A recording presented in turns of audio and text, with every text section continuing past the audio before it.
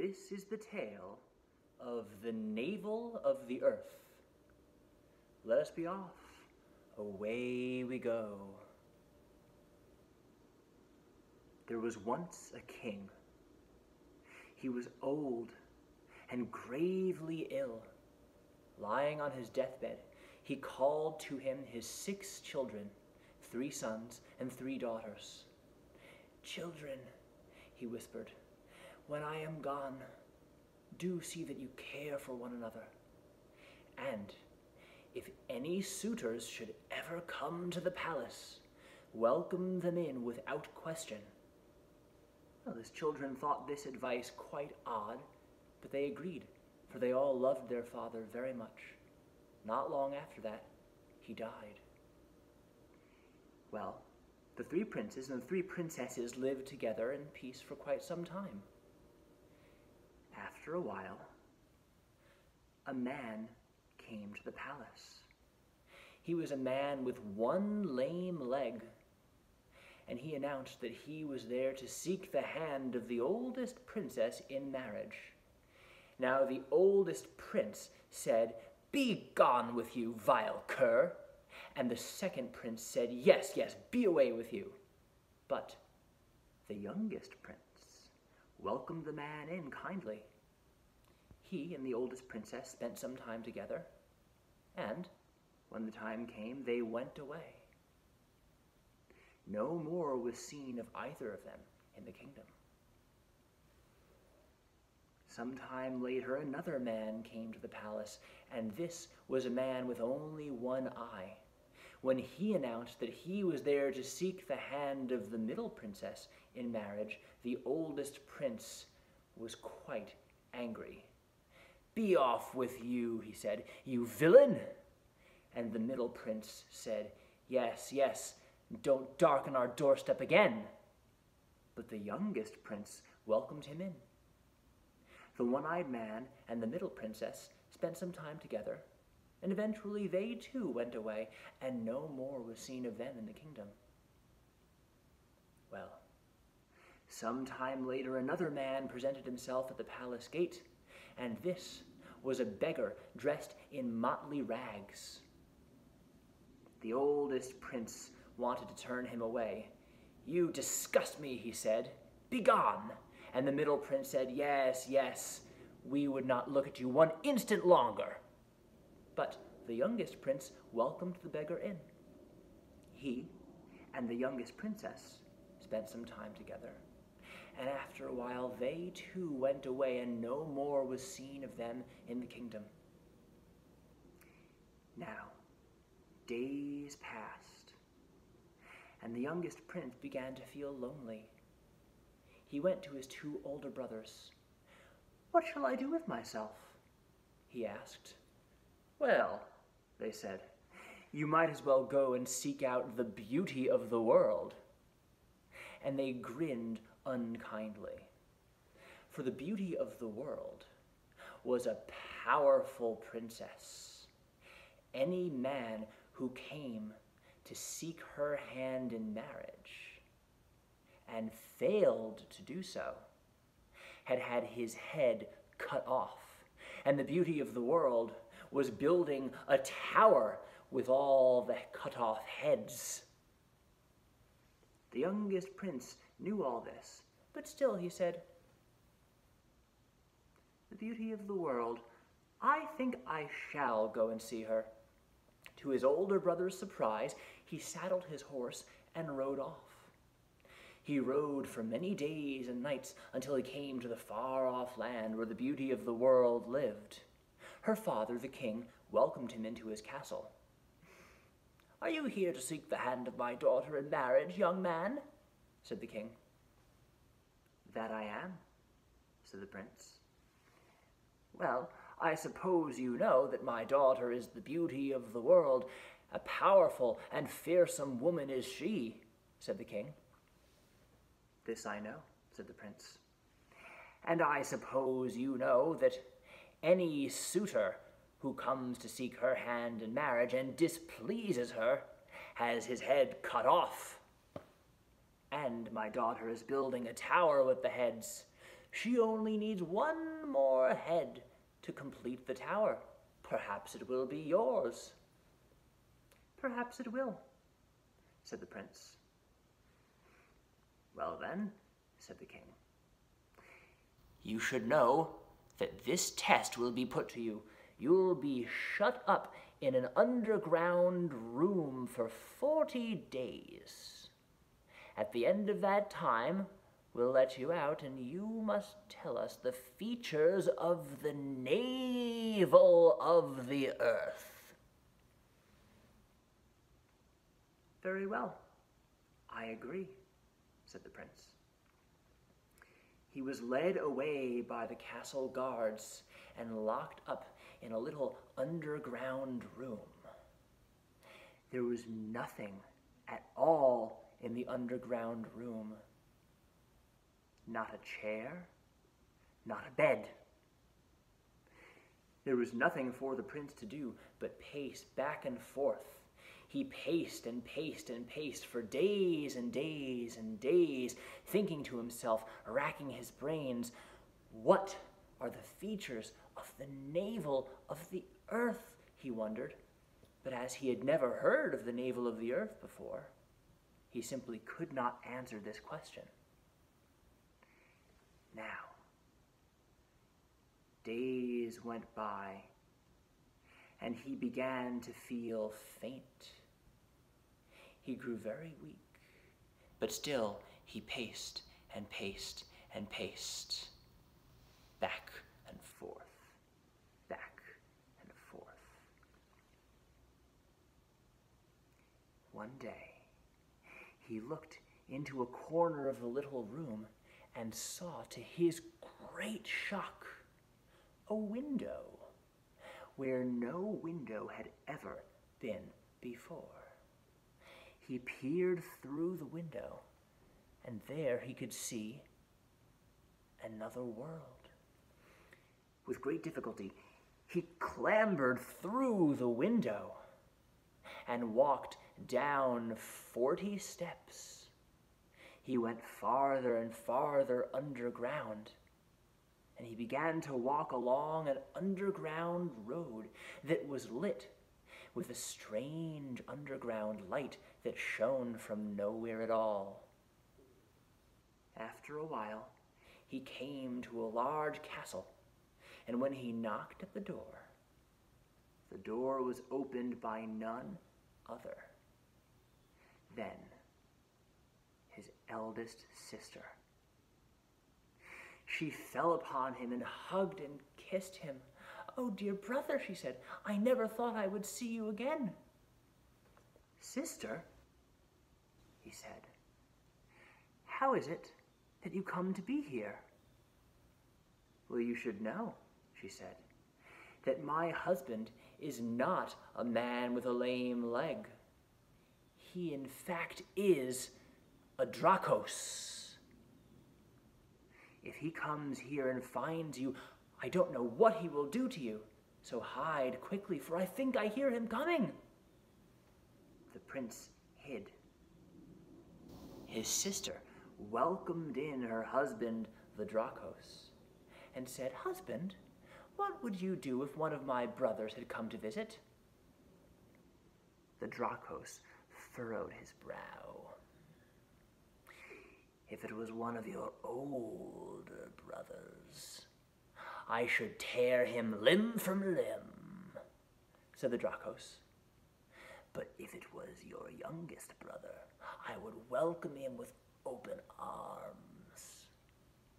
"Well then," she said, "a good thing, for my youngest brother has come to visit." "Well, then where is he? Why did you not say so at once?" "Well, I asked him to hide," said the princess, "for I thought you might do something to him." "Do something to him?" said the Georgios. "Bring him out at once." When the prince heard that, he came out of hiding, and the Georgios embraced him as a brother. The three of them ate supper together, and afterwards the Georgios said, "What can I do for you? Anything you need, just tell me." "Well," said the prince, I must discover the features of the navel of the earth. The navel of the earth. Now that's a place where I've never been, said the Drakos.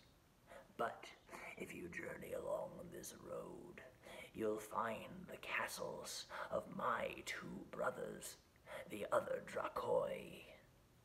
Perhaps one of them shall know.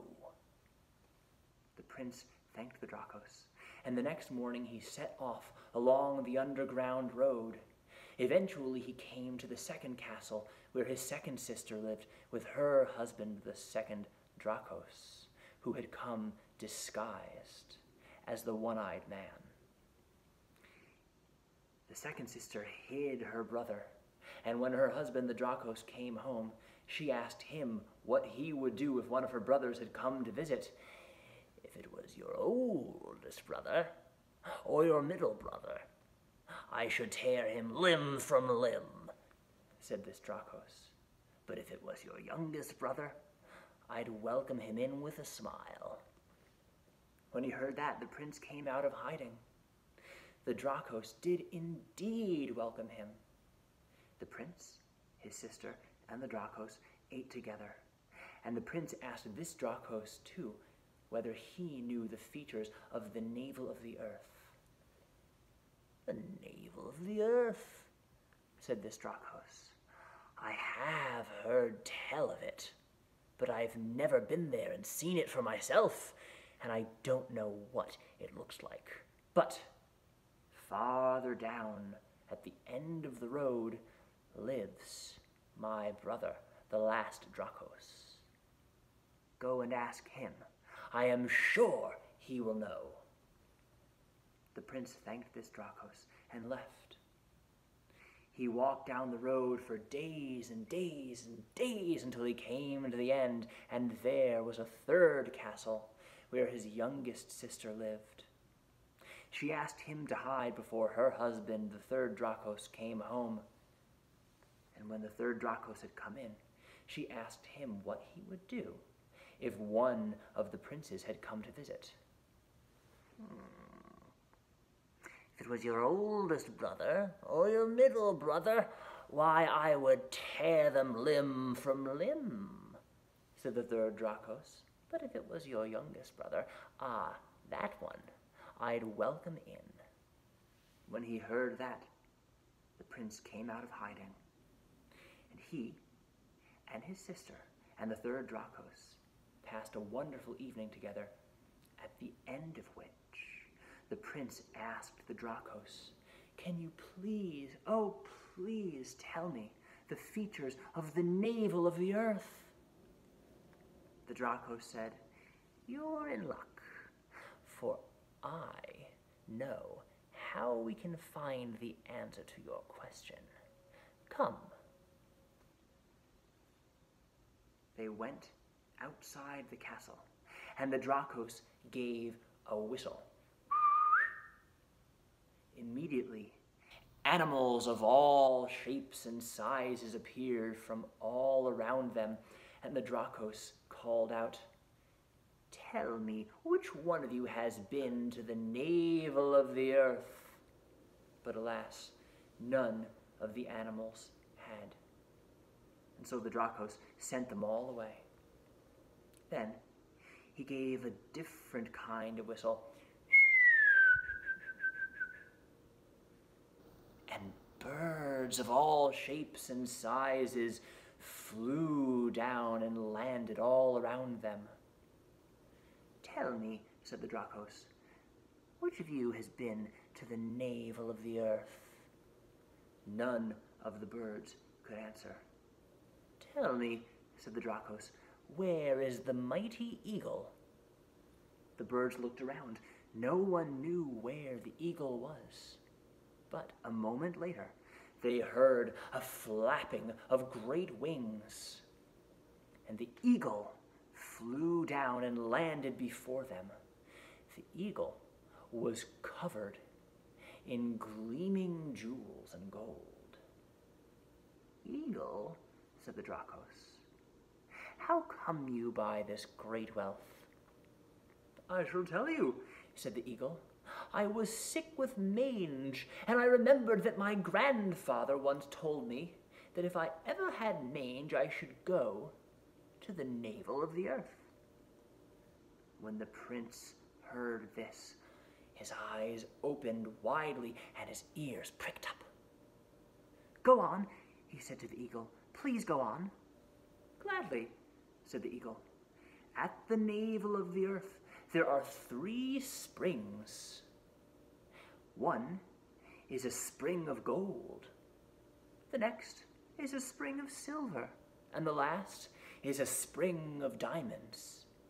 Beside each spring there grows a tree, and each of the 3 trees bears large and beautiful pearls.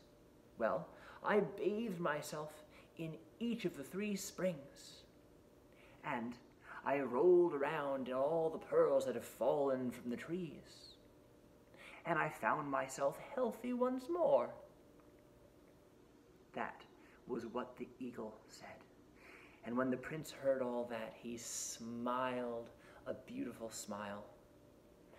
"Go now," said the Drakos. "Go and be at peace." The prince walked back down the road, all the way back to where he had come, bidding farewell to his sisters and to the Drakoi along the way. He walked up the steps and clambered back through the window into the underground room. The window vanished behind him. He knocked at the door and asked the guards to bring him back up to the throne room. They did so. There sat the king, and there stood the beauty of the world, sword at the ready. So certain she was that she would have one more head to complete her grisly tower. "Well," said the beauty of the world, tell us, O prince, what are the features of the navel of the earth?" "Well," said the prince, "I've thought long and hard, and I've come to the conclusion that at the navel of the earth are 3 springs, a spring of gold, a spring of silver, and a spring of diamonds. Beside each one grows a great tree that bears large and beautiful pearls." When the beauty of the world heard that, she took her hand off the hilt of her sword. "Father," she said, "this is the one I'll marry." "Very good," said her father the king. "Just a pity those other young men had to die along the way. But never mind that now. It's time for a wedding." The prince and the beauty of the world were married, and they lived together for a long time in great happiness. And every day the prince thanked his lucky stars that he had learned the nature of the navel of the earth.